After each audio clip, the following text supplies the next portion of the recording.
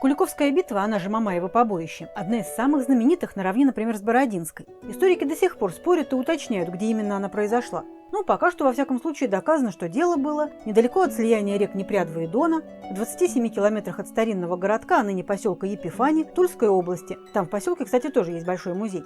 И все поле в этом районе теперь превращено в большой музейный комплекс под открытым небом, размером в несколько квадратных километров. Давайте я не буду рассказывать о предпосылках и ходе Куликовской битвы, о ее важности и исторических итогах. Это все и без меня разобрано по косточкам давным-давно.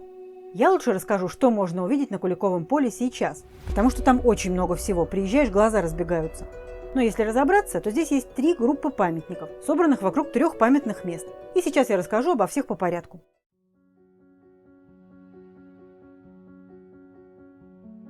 Если ехать на Куликово поле от Епифани, то первое село-музей с этой стороны – это Монастырщина.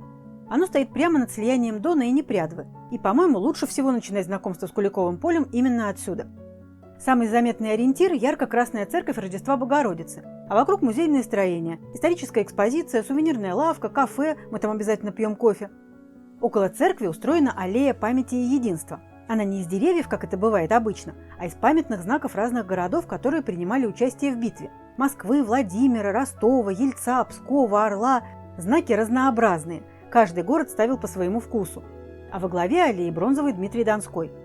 По легенде, именно здесь, в Монастырщине, были похоронены погибшие в Куликовской битве воины. Правда, дальше легенд дело не пошло. Археологи ничего не отыскали. А вот захоронение защитников Куликова поля в Великой Отечественной здесь есть без всяких легенд. Бои шли и в этих местах. Кстати, есть традиция. Ежедневно в 11 часов утра и в 2 часа дня звонят колокола церкви. Утром в честь начала битвы, а днем в память о героях. Прямо от церкви и аллеи памяти идет длинная дорожка к слиянию Дона и Непрядвы.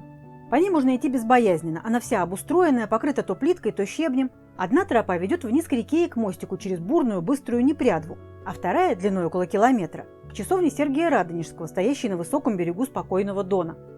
Около часовни есть парковка, так что если трудно идти, можно добраться в объезд на машине. Но если сил достаточно, лучше, конечно, пройтись пешком. Виды тут сказочные, воздух чистый. А если вы окажетесь здесь, например, на закате, то и вовсе красота. Около часовни стоит памятный крест с заложенной у его основания землей из главных русских полей сражений. Собственно, слияние Дона и Непрядвы – это такая отправная точка для историков. Именно оно указано в летописях, и по нему ориентировались все, кто пытался определить место битвы. А чуть в стороне урочище Зеленая Дубрава, где в начале битвы был скрыт засадный полк. Во многом благодаря этой хитрости Донского русские, собственно, в битве-то и победили. Едем дальше, от Монастырщины к большому современному музейному комплексу в деревне Маховое. Само здание музея почти не видно издалека, его умудрились так вписать в ландшафт поля, что оно ничем его не портит. Наверху смотровая площадка, внутри, как будто под небольшим холмом, 2 интерактивных музея, один для взрослых, другой для детей. Тут и всякие интересные задания, и находки с поля, и макеты моментов битвы. В общем, люди оттуда выходят под большим впечатлением. Рядом руины жилого дома, то ли усадебного, то ли хозпостройки, непонятно, но это все, что осталось от старой деревни Маховое. Напротив новое здание центра приема посетителей. В нем и касса, и кафе, и инфоцентр, и сувениры опять же, и парковка при нем большущая. В выходные дни она, кстати, битком набита.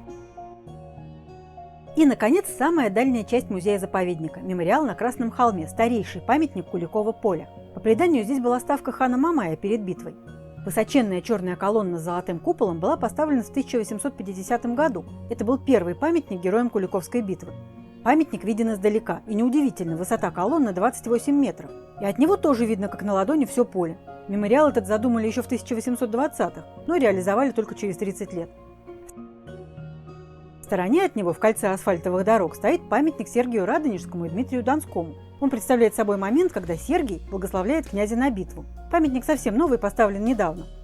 А вот напротив памятника стоит церковь Сергия Радонежского, очень красивая и необычная.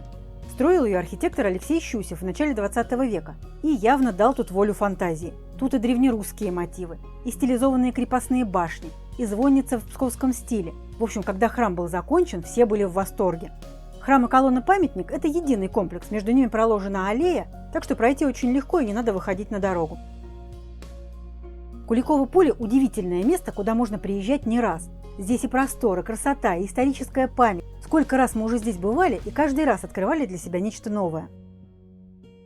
В каждом выпуске мы рассказываем о необычных и интересных местах. Подписывайтесь на канал, пишите, о чем еще хотели бы узнать, смотрите и путешествуйте.